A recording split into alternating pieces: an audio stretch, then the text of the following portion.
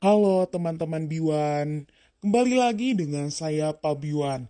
Di sini saya akan menjelaskan tentang bioproses sel. Pak Biwan di sini akan memberi contoh di dalam kehidupan sehari-hari, seperti mencelupkan teh ke dalam air hangat. Transfer difusi adalah pergerakan bersih molekul dari area dengan konsentrasi tinggi ke area dengan konsentrasi rendah.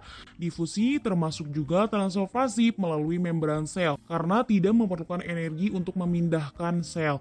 Jadi ketika teh celup yang dicelupkan pada gelas yang berisi air panas lebih cepat mengalami perubahan warna.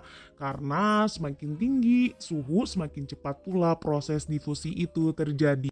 Nah, di sini Bapak Biwan akan menjelaskan materi tentang bioproses sel, transport pasif, osmosis, dan transport pasif difusi. Pertama, bioproses sel. Bioproses sel itu apa sih? Bioproses sel adalah suatu proses biologis atau proses kehidupan yang kompleks di dalam sel. Adapun jenis-jenis bioproses sel ialah seperti transport membran, sintesis protein, dan reproduksi sel. Nah, adapun bagian-bagian transfer membran, transfer protein, dan reproduksi sel sebagai berikut. Transfer membran itu ada transfer pasif dan aktif.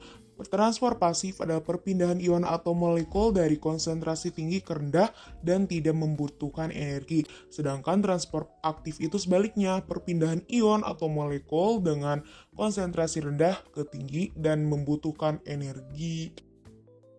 Jenis transport pasif difusi adalah perpindahan molekul zat terlarut dari konsentrasi tinggi ke rendah.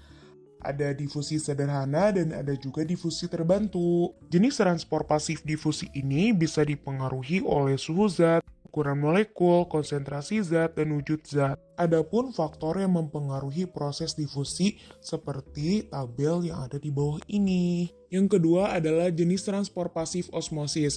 Osmosis adalah peristiwa perpindahan molekul air melalui membran semipermeabel dari larutan yang berkonsentrasi rendah ke larutan yang berkonsentrasi tinggi. Sehasil osmosis adalah larutan isotonik. Adapun jenis transport pasif osmosis adalah endosmosis dan eksosmosis. Endosmosis adalah masuknya air ke dalam sel karena konsentrasi larutan di dalam sel lebih tinggi. Sedangkan eksosmosis adalah keluarnya air dari dalam sel karena konsentrasi larutan di luar sel lebih tinggi. Adapun jenis transport pasif osmosis ada di sel hewan dan tumbuhan seperti hipotonik, isotonik, dan hipertonik. Ada nih contoh mekanisme osmosis dari ikan air tawar dan ikan air laut. Perbedaannya itu bisa ditinjau dari lingkungan, tubuh, osmosisnya, urin, dan adaptasinya. Adapun contoh-contoh peristiwa osmosis seperti gambar di bawah ini. Nah, bagaimana materi yang sudah dijelaskan Pak Biwan tadi? Apakah sudah bisa dimengerti? Jika sudah, cukupkan sekian dari Pak Biwan. Sampai jumpa lagi di lain waktu. Terima kasih.